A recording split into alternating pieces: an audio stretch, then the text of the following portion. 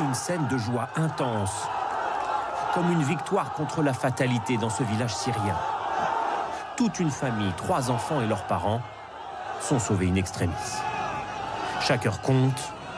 Ici, une fillette et son frère, filmés par un sauveteur près d'Alep. Regarde ton frère, il est tout calme. Fais comme lui. Pardon, monsieur. Est-ce que vous pouvez nous sortir d'ici, s'il vous plaît? Ilaf, 2 ans, et sa sœur Mariam, 7 ans, sont maintenant hors de danger.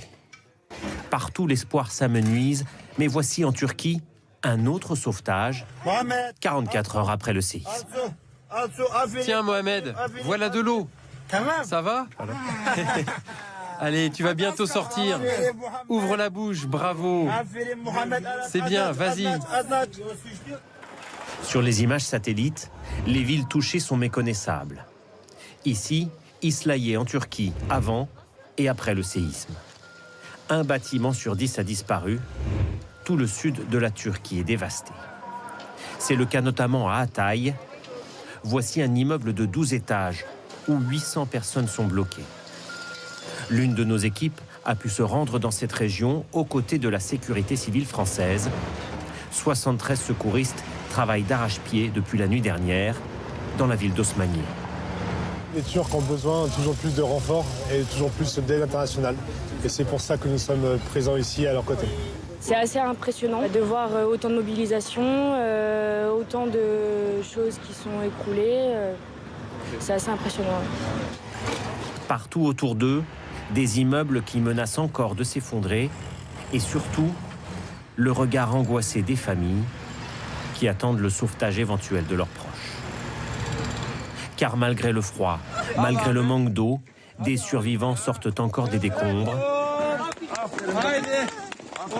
Ces images ont été tournées il y a quelques minutes à Hatay, en Turquie, plus de 2 jours après le séisme. Et sur place, nos envoyés spéciaux ont pu atteindre l'une des villes les plus proches de l'épicentre, Kahramanmaraş, dans le sud de la Turquie. Les sinistrés doivent survivre au milieu des ruines et affronter, en plus, des températures glaciales. Reportage sur place de Léa Merlier et Bichente Akala avec le commentaire d'Henri Dreyfus. Des centaines de rescapés ont investi ce terrain vague. Un camp de fortune où, au moins, ils ne risquent pas leur vie à cause des répliques. Notre équipe est accueillie par Sefa et les siens, des Syriens qui ont fui la guerre. Depuis 48 heures, l'angoisse ne les quitte plus. On a peur. On a sans cesse peur. On ne peut pas dormir la nuit. Les enfants ont froid et on n'a aucun autre vêtement. Voici désormais ce qu'il leur fait office de toit. Une simple bâche avec un poêle où s'entassent une vingtaine de rescapés. Je dors sur ce tapis ici. Qu'est-ce que je peux faire d'autre?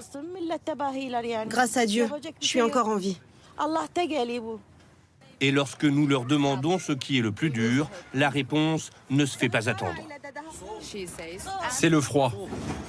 Nous n'avons plus de bois pour se chauffer. Il n'y a plus d'eau, plus d'électricité. Et on ne peut même pas joindre nos proches.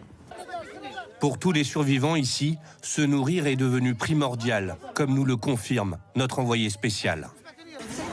Ce camion d'aide vient tout juste d'arriver. Il a fallu que quelques secondes pour que des familles entières, femmes, enfants, viennent chercher des vivres, des couvertures et aussi des oreillers pour se réchauffer le soir. Mais à cause de routes enneigées, les secours tardent à arriver. Kahramanmaraş n'est plus qu'un champ de ruines. La moitié de la ville est réduite en poussière. Sur ces images vues du ciel, une succession d'immeubles éventrés pour ceux qui sont encore debout. Il y a 1 heure, le président turc Erdogan est arrivé à Kahramanmaraş, un signe de soutien direct à la population, alors que la lenteur des secours commence à attiser la colère. Et pour comprendre justement les difficultés que rencontrent les secours sur place à Kahramanmaraş, nos envoyés spéciaux Léa Merlier et Bichente Akala viennent aussi de nous faire parvenir à l'instant leur témoignage au milieu des décombres. Nous avons croisé quelques secouristes, mais ce sont surtout des habitants, des volontaires équipés de seaux, de pioches, parfois qui retournent les gravats avec leurs mains. Ici, les habitants ont même réquisitionné un engin de chantier pour fouiller cet immeuble dans lequel sont encore coincées plusieurs familles. Il faut savoir que l'acheminement d'équipes de secours de vivres est très compliqué. Les routes sont abîmées. Jusqu'hier encore, il neigeait, les rendant impraticables. De nouveaux convois humanitaires devraient arriver ce soir. Ils sont très attendus par les habitants.